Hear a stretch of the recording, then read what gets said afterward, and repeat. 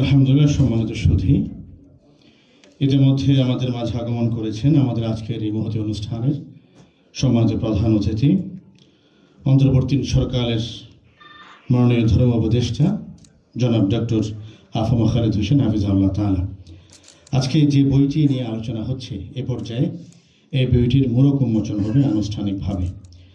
সম্মানিত সকল অতিথিদের হাতে বই পৌঁছে দেওয়ার জন্য আমি মাকতাবাতুল আজহারকে অনুরোধ জানাচ্ছি।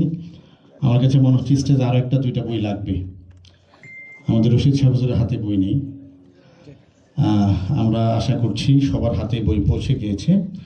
বিংশ শতাব্দীর ইসলামী আন্দোলনের প্রাণপুরুষ, দেশ এবং জাতির একনিষ্ঠ সেবক, আধুনিক কিশোরগঞ্জের মহান রূপকার, মহান সমাজ সংস্কারক, মুর্শিদে কামেল, মুজাহিদি মিল্লাত শেখুল ইসলাম হজরতুল আল্লাম আতহার আলী রহমতুল্লাহ আলাই জীবন কর্ম অবদান। চমৎকার এই বইটি অনেক আলোচকই বলেছেন যে বিগত 50 বছর ধরে 30 বছর ধরে যে বইটির জন্য অপেক্ষা চলছিল, সেই বইটি ইতিমধ্যে আমাদের হাতে এসেছে।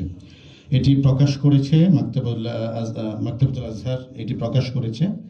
আমরা দেখতে পাচ্ছি আমাদের সম্মানিত অতিথিদের হাতে বইটি পৌঁছে গিয়েছে, প্রায় 500 পৃষ্ঠার বইটি।